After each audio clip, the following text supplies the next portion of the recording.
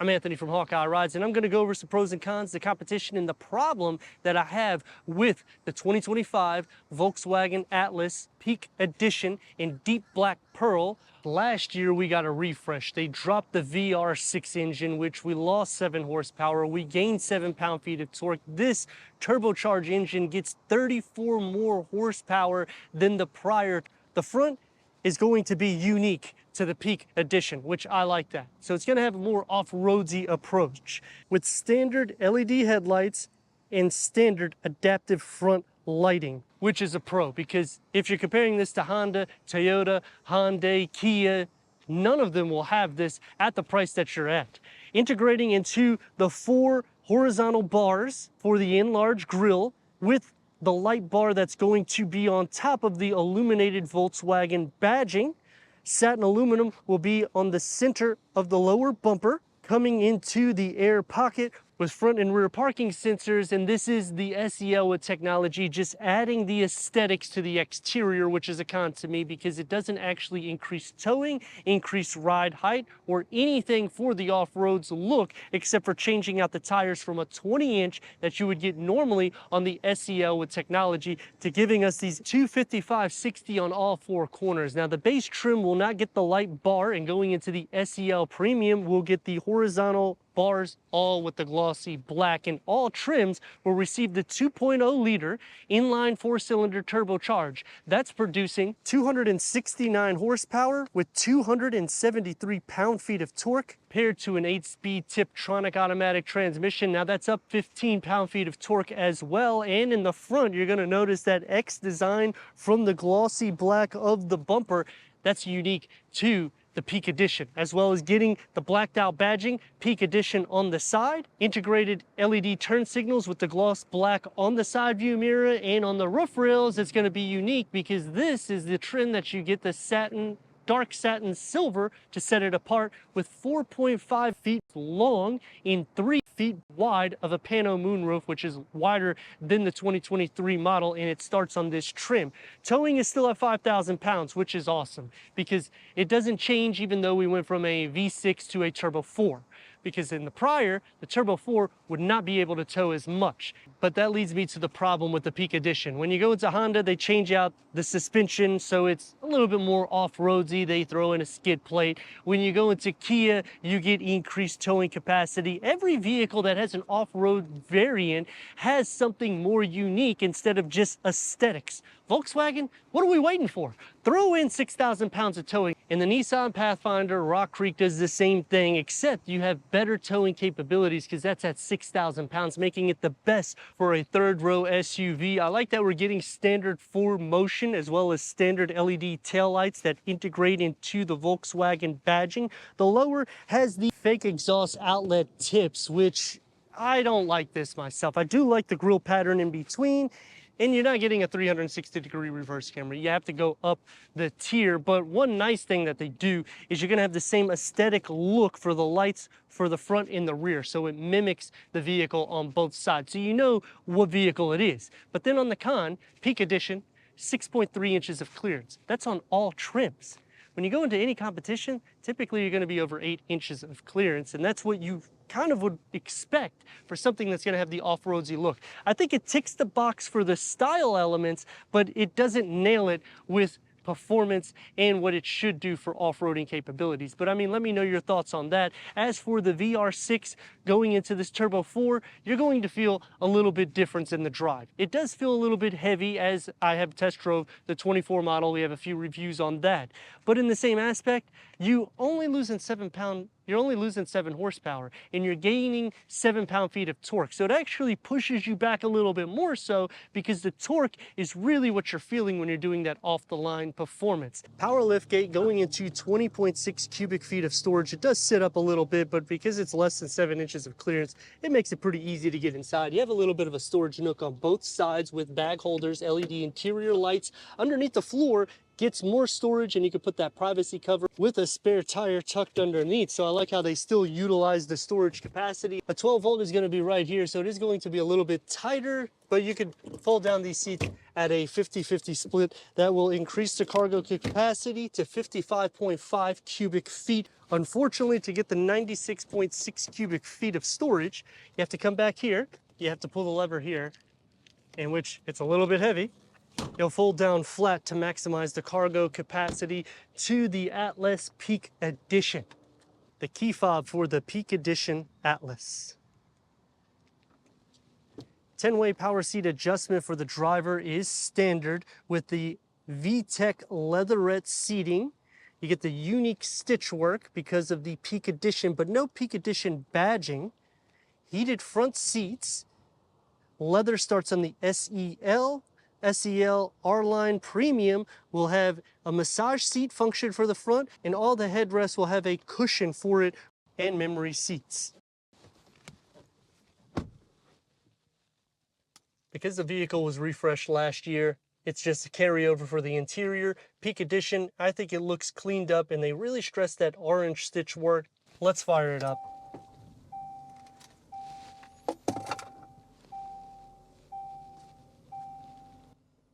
Dashboard is going to be flat. If you're wanting the Harman Kardon, you can only get that on the SEL R-Line Premium. Navigation starts on the SEL. Wireless Apple CarPlay, Android Auto, Sirius XM, AM, FM, streaming, Bluetooth audio. The interface last year was a little bit glitchy, but we'll see how it is on the test. Put it into reverse, you get a reverse camera with the trajectory for that will expand out. Front and rear parking sensors start on the SEL with technology, and the SEL Premium R-Line will have a 360-degree reverse camera. Now, with this cleaned up setup, there isn't really any buttons. It's all touch derived. So for the heated, ventilated seats, you'll touch here, as well as your Climatron, which is a dual climate control setting. In this case, it's standard tri-climate control settings. And then you can also click here to pull that menu up, as well as the assist. The assist is cool because you just click on it and you can deactivate the front assist. You can do the same thing for your blind spot monitoring, and you see what I mean. It's a little bit glitchy here and there.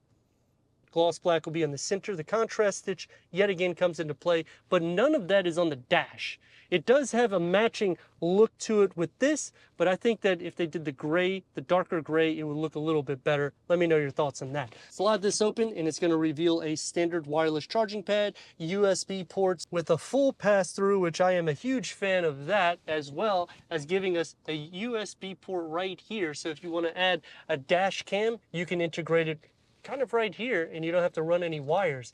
You have actual buttons for the garage door opener with the auto dimming rear view mirror, that large panel moonroof, LED interior lights, ambient lights start on this trim, and you have a little rocker for the shifter with another storage area here and a large storage pocket that opens up to about a medium size compared to what it was, with another USB port. So you got a total of 4 right here. Leatherette steering wheel, 3-spoke, Peak Edition, multi-function with the paddle shifts. The gauge cluster is a digital reader. You can go through an array of different content for the driver, and you can also change out the layout of the display.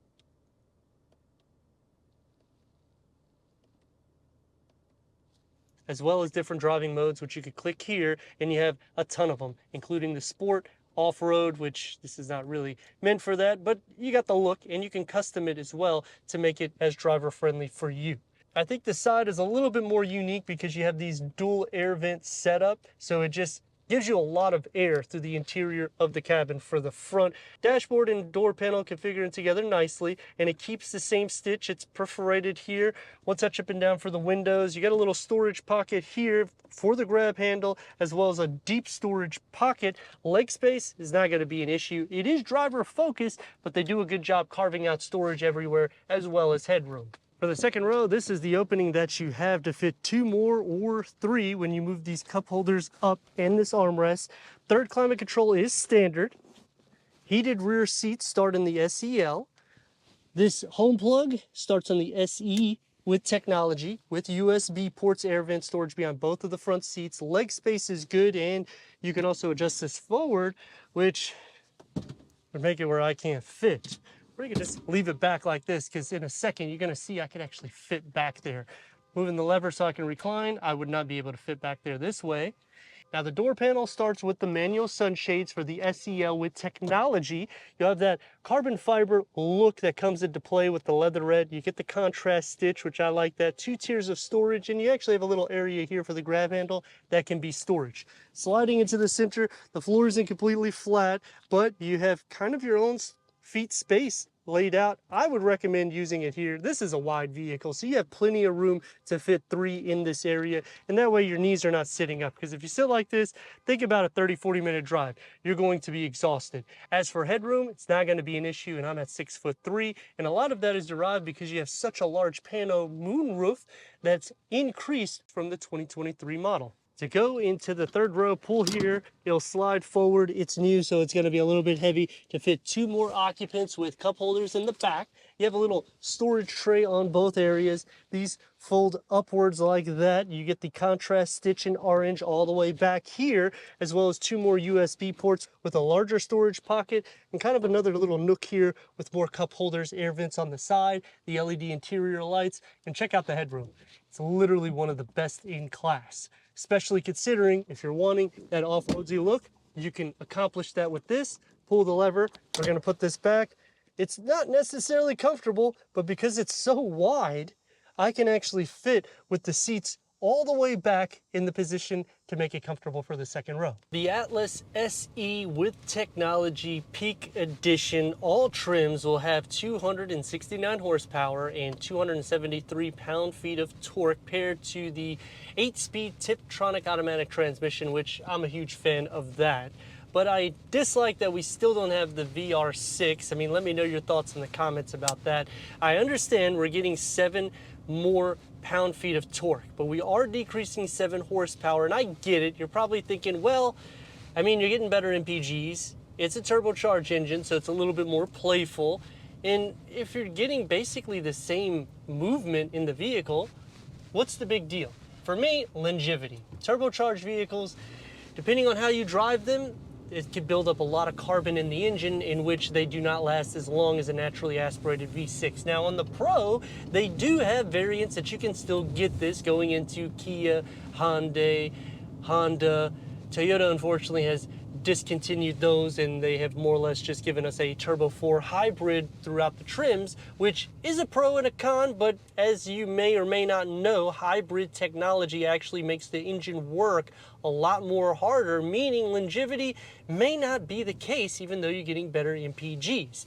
Here, with the Peak Edition, you're not getting any increase of clearance, so we're still under 7 inches with that. We're getting the off-roadsy look. I'm fine with that, but then why am I paying a premium when I'm basically getting the SEL with technology and just getting aesthetics that can be a downgrade in some cases because you're downgrading the wheel to an 18 instead of a 20-inch. The interior is obviously an upgrade. Sound deadening isn't too bad. It does drive more like a truck instead of an SUV, but that is a pro, especially if you do option an SEL, which is kind of the sweet spot because you get a lot more standard features going that route. You're not going to feel the imperfections with those larger wheels is what I'm getting at. As for the problem that I have with the Peak Edition, it's not just that they don't give us any tuning on the suspension, no performance upgrades. The aesthetics to me is not enough of a wow factor to say go this route. I would say skip the SEL technology and go straight to the SEL. And if you have a few extra bucks, or if you could get a deal, go to the SEL R line because you're getting so much more. I mean, massage seats for the front, heated second row seats that starts on the SEL. I wish they offered heated third row seats. The turbocharged does feel a little bit more lively, and that's always going to be the case, especially whenever you're going from light to light. When you get up onto the interstate, it's not bad. It's still a pretty quick car for the most part. It's gonna feel wide, it's gonna feel long. The steering is a lot lighter than the prior. And when you're thinking about that off-roadsy look, that's a good thing because you're getting that and you're not sacrificing with anything in your ride. Turn radius about 2 and a part lane. Let's rock and roll.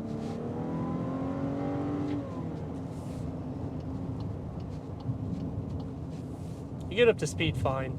Daily driving vehicle, that's what it is. I recommend this vehicle to a lot of my friends, family members, because the third row is so good for leg space and headroom. You don't really have to alter the second row seating, which in most vehicles you do. If you go into the Pathfinder, it's going to be a little bit more tight for the third row. The same thing when you're going into the Pilot.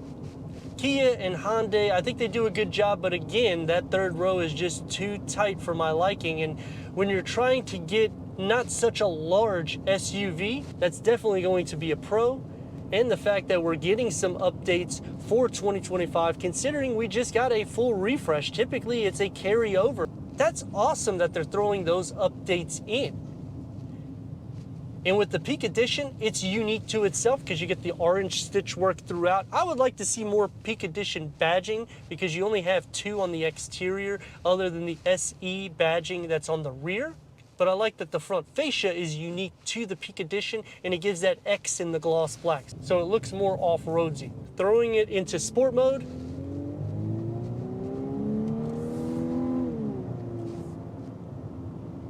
it's not much of a difference from comfort mode.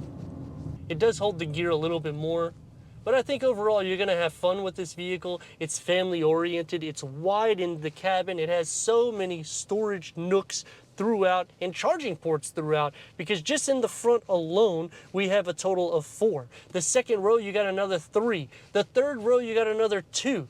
That itself, with the wireless charging pad that's standard in this 12-inch touchscreen infotainment, as well as a digital reader, that's a lot of value, especially if you're looking for that off-roadsy look, because Subaru, you're gonna have more of that off-roadsy look and appearance as well as capabilities, but in the interior, this is gonna be more comfortable. But let me know your thoughts in the comments, and if you're new to the channel, consider subscribing. Check out the next video, merchandise, website, and Instagram. Leave a comment and a like, and I'd like to thank Volkswagen of Newport Richey for giving us this 2025 Volkswagen Atlas SEL with Technology Peak Edition for our car review.